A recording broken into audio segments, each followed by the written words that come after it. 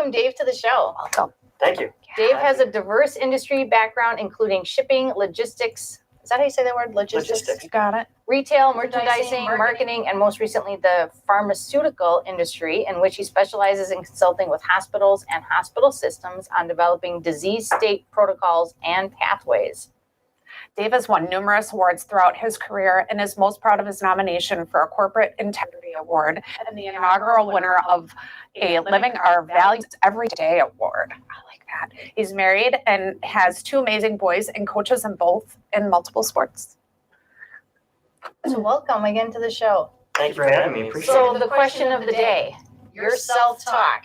How do you handle your self-talk? Ooh. If it's going down the wrong way. What are you doing to pull yourself out of that?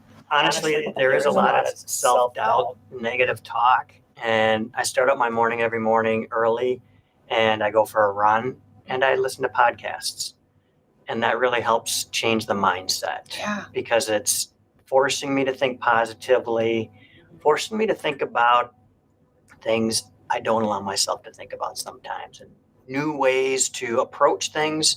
And lately it's been a lot of on the mindset, specifically, funny enough, on how are you thinking about things? How do you break through that and forcing yourself when you have that 2 a.m. time of you wake up and you're like, oh, crap. What did I do? What's going on? I got to get this done. I have a lot of that. I have a lot of that. You need to shut off right now. I'm done with you. I need sleep. Yes. So it's trying to find that breakthrough and telling yourself, recognizing it first, and then taking it from there and saying, okay, this is what happened. What can you change? What can you do differently? And right now at 2 a.m. is not the time to deal with this. No. So put it away. You can deal with it at 5:36 or 8 or 10 in the morning. a couple hours. Right. Yeah, well, Right. still a challenge. It is Yeah. a challenge, yeah. But yeah, I think podcast has been the main source for me to really help break through that, because on my own at times you can go into that spiral on your own, and that didn't go right, and that didn't go as I planned, and I'm not at target where I want to be here with this, and how do I get there? So the negative self-talk is something that I think we all deal with, and it's helping yourself to find a way through that, because you can't just rely on others to do that. You have to find the ways internally, or it's having to then rely on someone else for that. You can't always. Right. Yeah, and I found that sometimes there are days when I'm really needing to listen to other things other than, anytime I have any downtime, I'm putting in a podcast or something, because I know that my head's not in a good place that day, and so I just keep pumping it in with other stuff, just so it's clear. Yeah. So you're with the Entrepreneur Source. Aren't all franchise food restaurants like Subway and McDonald's? Explain to us how the franchises work. So that's a question I get a lot when I first talk with individuals, to explain that I work with individuals to help them explore business ownership. My specialty, and as an organization, is to explore the Owners Alliance and franchise end of things. And the first comment that I typically get is, well, no, I'm not really interested in franchises. I don't want to be in a restaurant, and, the whole food industry, that's just not where I want to be. Well, did you know that there's 40, 50, 60 different business industries inside of that? So anything from automotive to consulting businesses to senior care to children's products and services, light manufacturing. So it's very wide ranging. And once people realize, wow, there is something else out there besides just food, because that's all you really hear when you think about franchises, those large ones that advertise monumentally. And it's not the other ones that are out there that are business to business that you may not hear of, or that are business to consumer, but aren't a household name because it's not a product that you would need to or want to typically advertise on a national basis. Or need every day, or Yeah. Interesting. So how are you different than a business broker? Good question. So a business broker, and I should say nothing wrong with business brokers, it's just a different approach. And that's actually how and why we were formed. Was the founder of our company was a business broker. And a business broker, by definition, is hired by a company to sell their company on their behalf. So logically, they're kind of looking out for the best interest of said company. Right. So as the founder, he said, back then companies would come to our bosses, they'd talk with them, contract them, put them on a contract or whatever, hand them to the brokers, and they get on the phones and say, all right, now you're on the phones, cold call people, and you have 5 minutes when you talk to someone to figure out if they're ready to buy a business or not. So my first question logically was, well, could you even really be successful in 5 minutes? Right. And he said, actually, funny enough, yes. But what changed his mindset and why we reformed was, he said over time, he saw consistency in people calling back saying, well, you talked to me a week ago, you talked to me 3 years ago. I'm kind of curious, but I don't even know where to start. Should I do this? Could I do this? What would I do? How would I do it? Am I even right for this? I don't even know if I could be or should be a business owner. Can you help me with that? He said, all we could say is, no, that's not what we do. So that's how we reformed, was to be that resource for the individual. I mean, yes, you can go get an MBA. You can go to the library and read all kinds of books on entrepreneurship and business. And is that right for me? All right, start figuring out what are the things I know and don't know.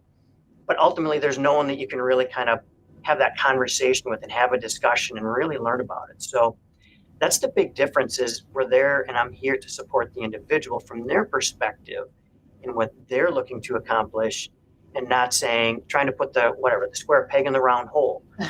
Here's what's available. This would be great for you. Yeah. Well, is it really? Or is it just that I'm trying to make $1? Right. But again, from the broker's perspective, there's a lot of people that know exactly what they want to do. I want to be in this industry and I want to do this. Okay, great. Maybe I have things that I can help you with as a business broker that are in my portfolio.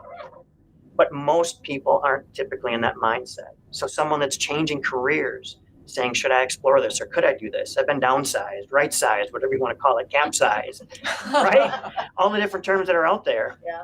Is this really the right avenue? What should I do? Should I get into another job? Should I go into business? But what would I do?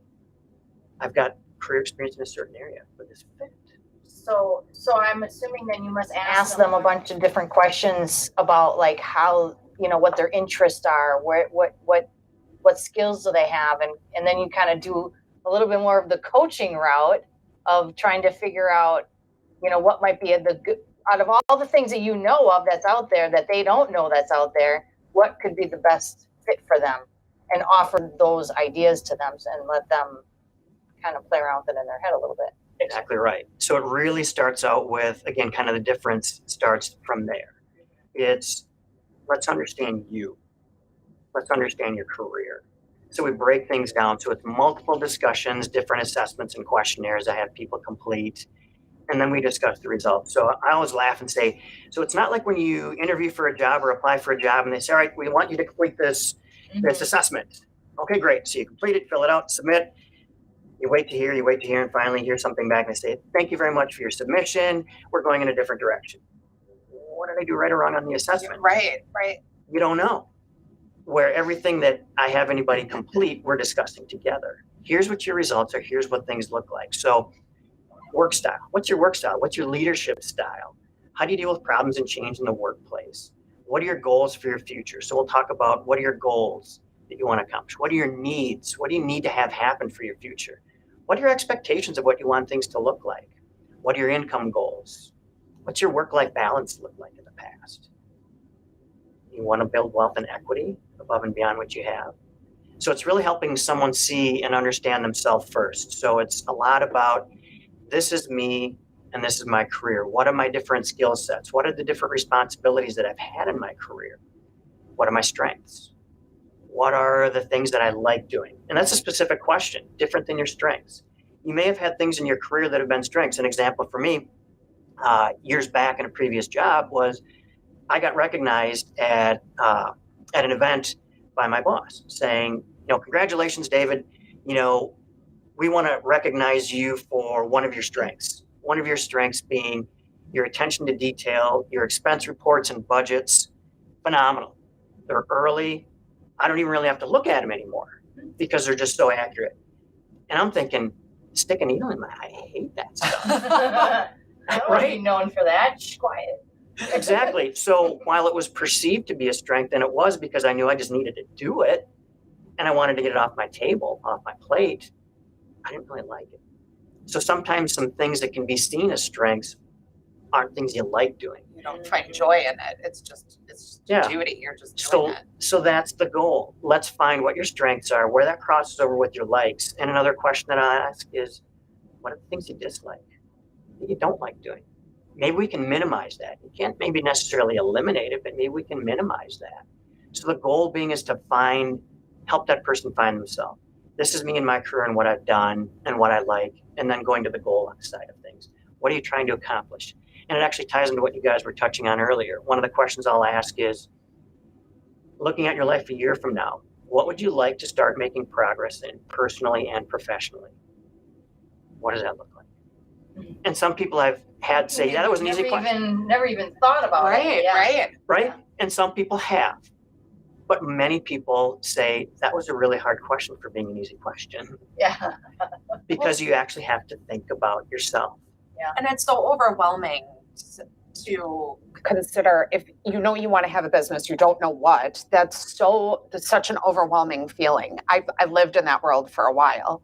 But I've looked into franchises actually, and not food franchises, but it would have been amazing 10 years ago to know, like, there's someone out here to help for that. And I don't know, but I really think that there's a need. I know I'm not the only person in the world that has ever felt that. Exactly. You know? And that's what I hear a lot of. I don't know what I don't know. Where would I go? What would I do? What makes sense? I've done this in my career. This has been my lane. I always just use IT as a simple example. I've been in IT my entire career. I have to stay in IT because that's what I know. Right. And what kind of the misconception is, well, I couldn't be in anything else. And that's where a franchise can be helpful for an individual, because by definition, a franchise is the replication of processes, products, the different systems, marketing, advertising, so that you're not having to recreate it. So in essence, on the initial phases of it, it's like a job. Yeah. That you get full training and you get ongoing support and training throughout the lifetime of you being a franchisee owner.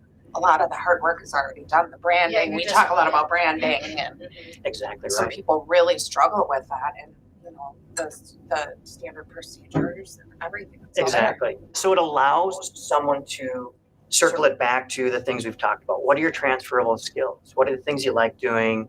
What are the things you don't like doing? And from there, then I can, after we've had all these discussions and gone through these different assessments, then I can do research and find things. And the approach I tell people I take is, I'm like a librarian. I'm like, what? Not a librarian. Like, exactly. I got a lot of books. And that's kind of the similarity, right? The analogy is, if you go to a library, you can walk around and browse and you might find what you're looking for, but you're probably going to look in the areas you've looked before because it's familiarity. Mm-hmm. But what are you missing? What's out there that you don't know that's out there that may not be out there? So another way to take that is, what if I talk to the librarian and have a conversation and you have a discussion back and forth and they start getting some understanding of who you are? Now they can make suggestions and say, based on the things we've talked about, again, these are suggestions. I'm not saying this is the answer, but this is going to help lead us in the right direction because it's now feedback. I'm not telling you, you have to read this book cover to cover. This is, read a couple chapters. Here's the cliff notes. What do you think as you start reading about the first couple chapters of this quote unquote book? Do you like it? Do you not like it? What are you finding? And if you don't like it, the librarian doesn't get upset and say, you know what, book A, I really like, I want to keep reading. Right. Book B, it's kind of boring to start. Not for me. And book C, you're like, that sucked. I hated it. I could hardly get through the first chapter. You know what? That's okay. You know more about yourself and I know more about yourself. Now we can make adjustments and changes based on that to see where we go next, to adjust where we're going to look. But now we have more information. So it's feedback based on the individual that helps them. So I'm coaching them through that learning and allowing themselves to explore and learn other things and see other things with an open mind. They're not putting any pressure on themselves. They're not making any decisions, i.e. a library. You're just picking some books up and learning and exploring. What do you find? Do you like it? Do you not like it? We can go in a different direction. But it's the feedback that's based on that. And related to that, then people say, well, what's the hot franchise? Mm-hmm. And the first thing I tell them, well, first thing I'm going to do is I'm going to burst your balloon. There is no such thing. In reality, yes, there kind of is, but I'll explain. So what I mean by that is Are there industries that are really in growth mode right now? Absolutely. But it goes back to you. If it's in something where we're not utilizing your skill sets and the things you like doing and your strengths, if you go to a job and you have that doesn't really make for a great day or a great week. Kind of sucks. But if it's in your business that you're having to do these things every day, where you get up every morning, you're like, oh, I've got to do this. I've got to go do that.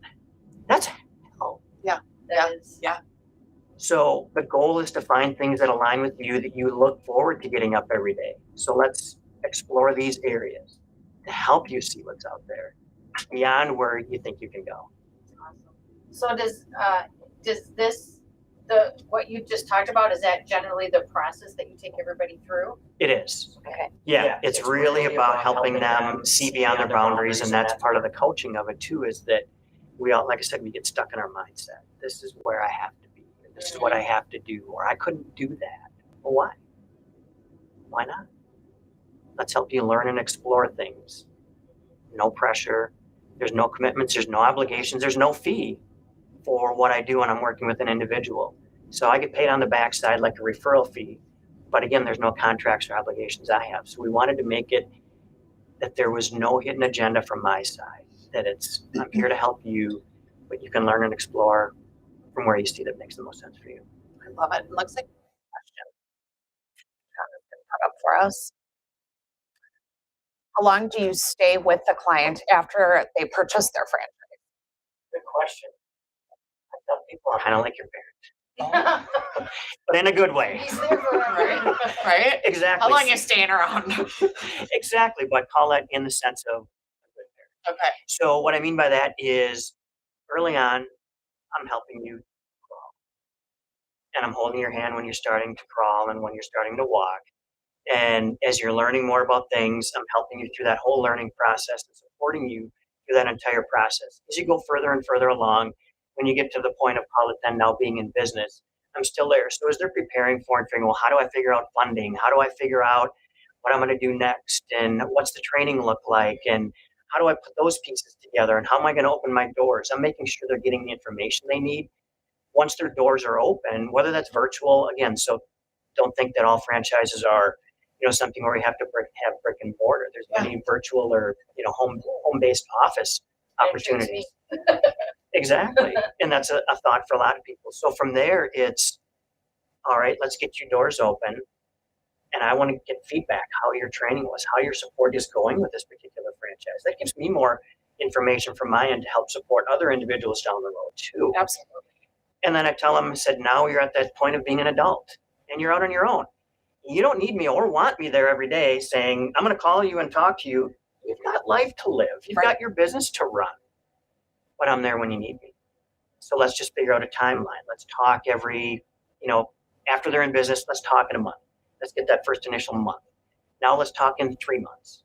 See how you're doing. And then let's talk and figure out when we talk at 3 months, do we want to talk in 6 months? Do we want to talk in a year? But let's talk again typically every year. You need to run your business. I need to let you run your life. But obviously, if at any point you want to call or email me and talk, I'm here. I'm here to be supportive. Go out to dinner, together with the family. Right. Because I'm sure at some point you grow into a lot of friendships with your clients. Exactly right. But I won't change any diapers long. No changing any diapers. Good to know, guys. Just a heads up there. Not a nanny, parent. Thanks so much for joining us today, Dave. Do you have an offer or anything you'd like to share with our audience? I do. I have a book that we put together as coaches, and I'll offer a free copy to whomever would like it. So however your contest goes, let me know. We have a page on our website for you, theconnectshow.com/David Splitgerber. Splitgerber. Just do it today. It was so good. I almost made it the whole thing. It's all good. But definitely check out our website. Thank you so much for that offer. That is fabulous. We will connect and figure out how to make all that happen after the show. And we'll let you know who the lucky winner of the book is. Yes, Appreciate absolutely. it. Thank you guys very much for your time. Thank you so much for coming on.